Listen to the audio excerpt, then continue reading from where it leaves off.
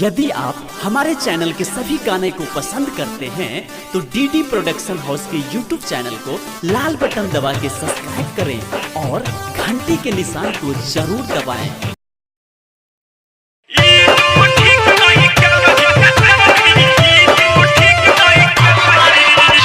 DJ Sumit Satish, DJ Sumit Satish, DJ Sumit Satish, Rema, Rema, Rema. Presented by DD Production House, Sakri. अगर हमारा तू ठेक ललही, DJ वाला के ठेक ललही, अपना दोहिन के शादी में से हो, कैमरा वाला के ठेक ललही। ई तू ठीक नहीं कलही के छोरी, ई तू ठीक नहीं कलही। अगर जीजा के ठेक ललही, जीजा भैया के ठेक ललही। ई तू ठीक नहीं कलही के छोरी, ई तू ठीक नहीं कलही।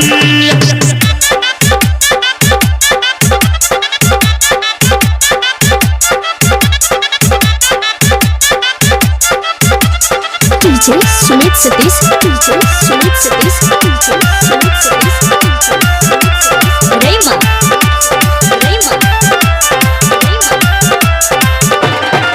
सब बरतिया के ठेक लही, किया पागल सबके केलही।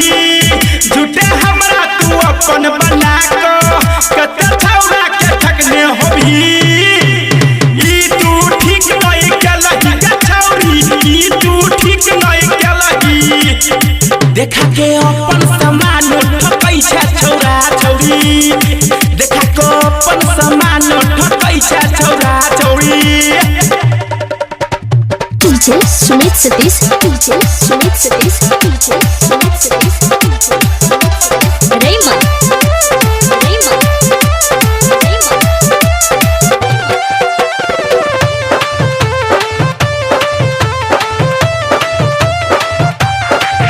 तू देखै में छा नंबर 1, छौरा पीछा कतौ हरदम। संजय राजा के भूल गलही, जियो खिलाड़ी से सट गलही।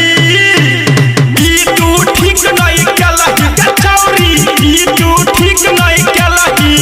अगर हमरा तू ठेक ललही, डीजे वाला के ठेक ललही।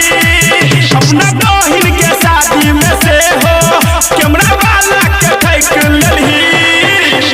ई तू ठीक नहीं कलही के छौरी, ई तू ठीक नहीं कलही।